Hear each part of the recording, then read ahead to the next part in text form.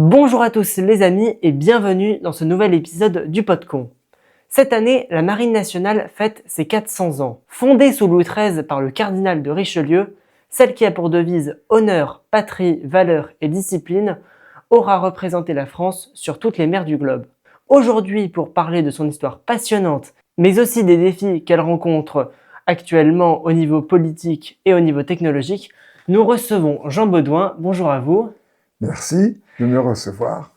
Vous avez été capitaine de frégate dans la réserve de la Marine nationale. Vous avez notamment été embarqué sur le porte-avions Foch ainsi que le navire Surcouf. Vous avez également publié un livre, Je voulais être marin, aux éditions RIC. Une première question, selon vous, qu'est-ce qui différencie la marine française de d'autres marines, comme par exemple la Royal Navy? Eh bien, pour faire un peu d'histoire, il faut se rendre compte ou se souvenir que les missions des marines ne sont pas toujours les mêmes. En ce qui concerne la Royal Navy, ce qui était important pour les îles britanniques, c'était de s'assurer de la sécurité et de la protection des routes maritimes. Alors que pour la marine dite royale à l'époque, c'était d'assurer la protection du grand domaine maritime français. Je rappelle que nous avons, à l'heure actuelle, le deuxième plus grand domaine maritime derrière celui des États-Unis. C'est ce qui explique, par ailleurs, que notre marine est présente non seulement aux abords des territoires côtiers de la France, mais aussi présente dans le nord de l'Atlantique, à Saint-Pierre-et-Miquelon, près de Terre-Neuve, mais aussi dans le Pacifique, pour la protection et l'administration des territoires tels que la Nouvelle-Calédonie ou Tahiti. Et justement, selon vous, comment une marine fait pour se démarquer dans des conflits comme par exemple la guerre au Kosovo il y a quelques années?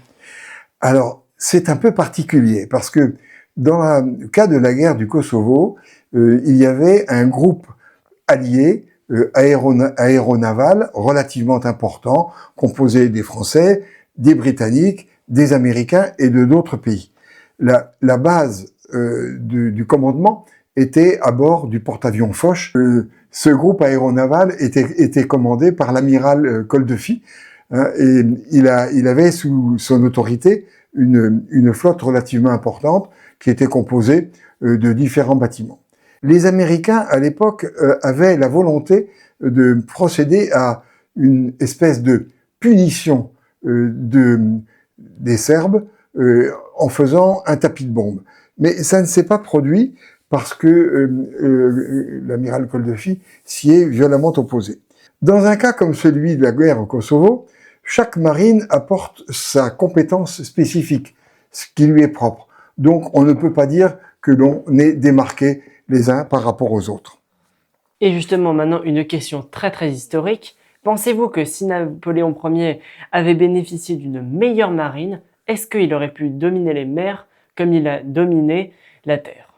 Alors là, il faut vraiment refaire encore un peu d'histoire. À la suite de pendant la Révolution, ou à la suite du départ des émigrés, il faut savoir que la plupart des officiers de marine, amiraux, officiers supérieurs, étaient des aristocrates.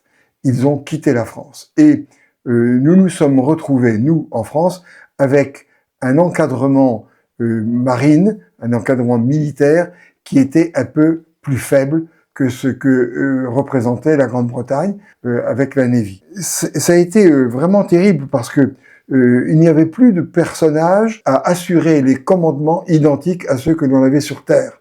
Il n'y avait pas de généraux comme sur Terre qui sortaient du rang et qui pouvaient prendre un commandement comme Kléber ou comme Marceau ou cela. C'était pas le cas pour la marine. Donc on a eu une marine qui a malheureusement subi un certain manque d'encadrement, ce qui a entraîné les deux défaites principales qu'on a connues, qui étaient la défaite d'Aboukir en Égypte et la défaite de Trafalgar au large de Cadix en Espagne. Et justement, on a dit que cette année, la Marine nationale fête ses 400 ans. Selon vous, quel est le symbole que cela représente? Alors, ce qui est le plus symbolique, c'est la pérennité de la marine auprès de différents régimes. Pendant ces 400 ans, la marine a été un support, un soutien, à la fois pour la monarchie, puis ensuite pendant la Révolution, puis ensuite pendant l'Empire, et enfin avec le régime républicain qui est le nôtre. Et pendant toutes ces périodes, la marine a assumé... Vous avez été embarqué sur différentes figures de la marine française, et selon vous, quels sont les atouts de ces navires? Alors, je vais retenir trois bateaux, trois navires qui ont marqué ma carrière à l'époque où j'étais encore d'active. J'en citerai donc trois. Le premier, c'est le Surcouf. Le Surcouf, c'était un escorteur d'escadre qui a servi pendant de nombreuses années.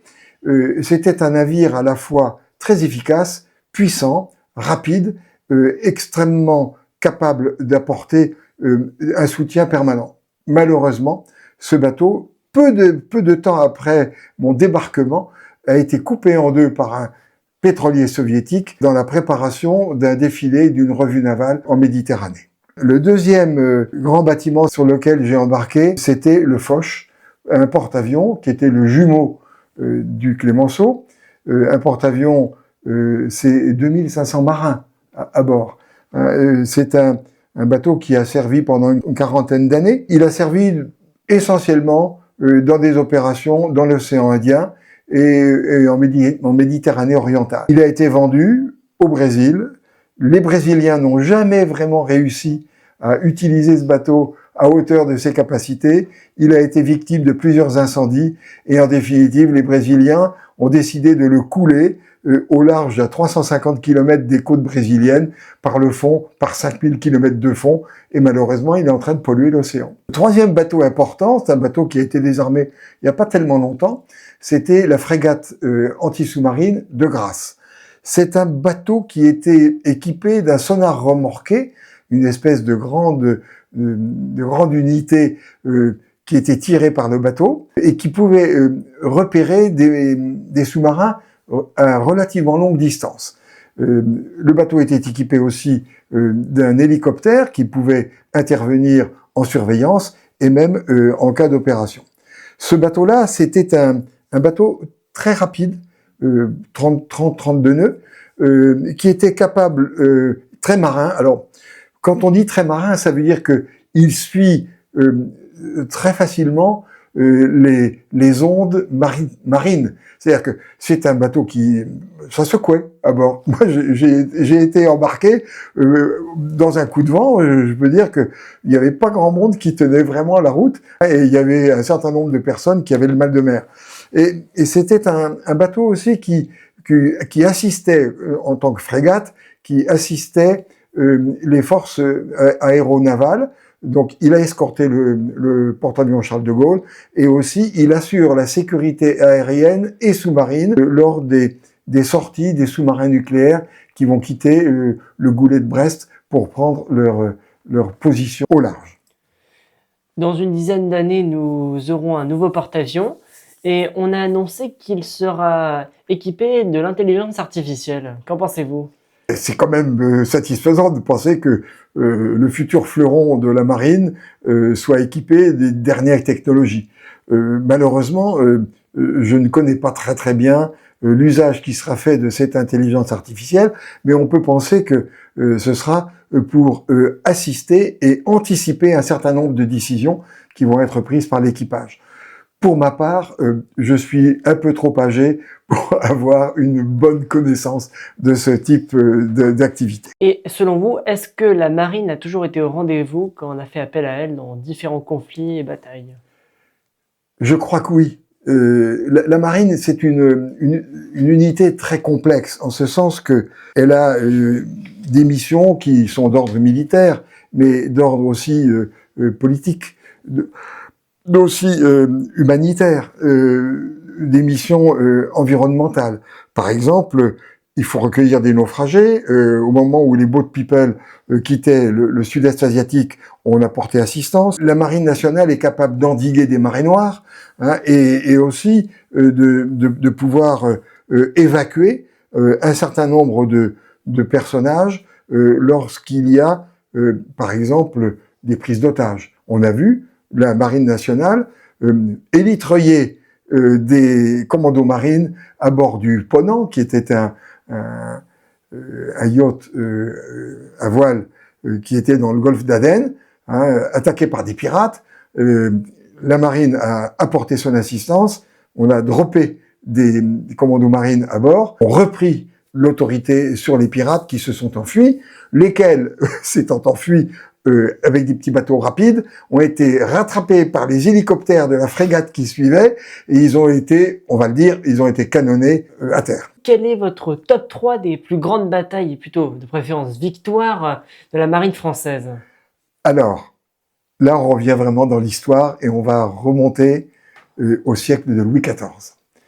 La plus grande victoire de la marine royale a été la fameuse bataille de Bévesiers qui s'est déroulée le 10 juillet 1690. L'escadre était commandée par un homme tout à fait remarquable qui était l'amiral Anne Hilarion de Cotentin, comte de Tourville. Il commandait une escadre qui a été envoyée sous les ordres de Louis XIV et le conseil très avisé du marquis de Seignelay, qui était secrétaire d'État à la marine, et il a affronté une flotte anglo-normande qui était relativement importante dans le sud de la côte anglaise. Le combat a duré assez longtemps, plus d'une dizaine d'heures. Au bout de ces 10 heures, 22 bateaux de la force anglo-néerlandaise ont été coulés par les Français et les Français n'ont perdu aucun bateau. On considère à l'heure actuelle que c'est la plus grande victoire navale de la marine à l'époque de Louis XIV, bien sûr, oui. Mais ça n'a jamais été renouvelé. Ah. En revanche, il y a d'autres batailles qui ont été livrées avec succès, et je pense en particulier à cette bataille qui a été livrée au moment de la guerre d'indépendance des États-Unis. L'escadre était dirigée par l'amiral de Grasse, et ça s'est passé dans la baie de la Chesapeake, donc c'est pour soutenir les troupes américaines qui étaient en train de combattre pour récupérer la ville de Yorktown. Cette bataille a décidé véritablement du sort de l'armée britannique et de la flotte britannique, et ce qui a permis à Washington de remporter la victoire. Avec les conflits qui se déroulent actuellement au Moyen-Orient, le président de la République a réagi en ordonnant le déplacement de certains éléments de la flotte française vers le Proche-Orient. Qu'en pensez-vous? Alors, ce déplacement est une initiative qui est d'ordre politique et pas du tout militaire. En effet, on a constitué, la Marine nationale a constitué un groupe aéronaval considérable, composé du porte-avions Charles de Gaulle, de 8 frégates d'accompagnement et de protection, donc frégates antiaériennes, frégates anti-sous-marines, accompagné aussi d'un sous-marin nucléaire d'attaque pour veiller effectivement en profondeur sur le Charles de Gaulle, lequel bateau est accompagné aussi des navires ravitailleurs, des navires de ravitailleurs de force. C'est considérable. C'est un énorme déploiement qui correspond grosso modo à près de 80% de la flotte domestique, étant entendu que nous avons quand même des bateaux qui sont dans le Pacifique, qui sont dans le nord de l'Europe, et puis il y a aussi ceux qui font la mission Jeanne d'Arc, le tour du monde, pour informer et former les jeunes officiers français. À mon point de vue, je vais dire que, et là je suis vraiment iconoclaste, je pense que le président a dit « j'ai un gros jouet et je vais m'amuser avec ». Et justement, selon vous, pensez-vous que la marine est en état de combattre? Oui. On n'envoie pas des bateaux si on n'est pas dans la capacité de combattre et d'utiliser les moyens, d'utiliser les armes dont elle est dotée. On a un contre-exemple, excusez-nous, il faut s'excuser vis-à-vis de nos amis anglais ou britanniques. Ils ont envoyé un porte-avions pour accompagner Charles de Gaulle, non pas pour l'accompagner, mais ils n'avaient pas d'escorte, et ce sont les Français qui assurent la protection du porte-avions britannique. Bon, bah c'est dommage, mais ça veut dire que la marine britannique aujourd'hui n'a pas forcément les moyens d'intervention qui lui sont propres. Et justement, la France continue de vouloir montrer qu'ils veulent se défendre. On a encore augmenté le budget de l'armée, qui est donc maintenant le budget le plus important alloué à un ministère. Qu'en pensez-vous? Eh bien, je pense que on est en train de prendre conscience qu'il fallait commencer par rembourser les fournisseurs, parce que depuis 2017, nous traînons une dette, enfin, les armées françaises, hein, la défense nationale traîne une dette vis-à-vis des fournisseurs d'équipements, des fournisseurs d'armement, et d'ailleurs, ça avait été la raison pour laquelle le chef d'état-major général des armées, qui était le général Pierre de Villiers, était entré en opposition ou en conflit avec le président de la République, ce qui avait conduit à sa démission. Aujourd'hui, il faut redonner des moyens, il faut commencer par rembourser ce qu'on n'a pas payé, et puis on va voir ensuite si on est capable de refaire une force armée à partir de nos propres moyens. Je sais que récemment, il a été décidé de refabriquer des munitions, parce qu'en France, on ne fabriquait presque plus de munitions, et en particulier des munitions de petit calibre, parce que par exemple, les munitions qui sont utilisées par les fusils d'assaut, par les revolvers, par les pistolets mitrailleurs, aujourd'hui sont fabriquées à l'étranger, en Italie ou en République tchèque. Et justement, vous avez commencé votre carrière dans la marine en vous engageant. Est-ce que vous avez, en conclusion de ce podcast, un message à passer aux jeunes qui aimeraient s'engager dans la marine? Eh bien, je vais dire, comme le vieil adage, engagez-vous. Engagez-vous parce que la marine est une institution extrêmement large, très grande, qui a la possibilité de présenter à ses membres toute une série de professions. Des professions d'ordre militaire, mais aussi la marine a besoin d'ingénieurs, elle a besoin de secrétaires, elle a besoin de médecins, elle a besoin de toutes les fonctions qui vont faire fonctionner un bateau. On a besoin de cuisiniers, on a besoin de quantité de personnes qui vont trouver là la possibilité de s'épanouir. La chose particulière de la marine, c'est que la marine forme ses propres troupes. Elle forme ses troupes du simple matelot jusqu'à l'officier général, et ce sont des gens qui, allant ensuite à la fin de leur lien dans le civil, vont retrouver des métiers pour lesquels ils auront été formés. Et je vais vous faire une confidence, parce que je l'ai vécu à titre personnel. Quand vous sortez de la marine et que vous présentez votre candidature auprès d'un employeur, les employeurs sont toujours assez satisfaits de voir que vous avez déjà rempli une partie de votre rôle de citoyen dans le cadre de la Marine nationale. Eh bien, merci Jean Baudouin d'être venu pour répondre à mes questions. Je tiens à rappeler les amis que son livre est disponible aux éditions RIC. Vous trouverez le lien dans la description. J'espère que ce podcast vous aura plu et intéressé. N'hésitez pas à le liker, n'hésitez pas à vous abonner. On se retrouve dans un prochain.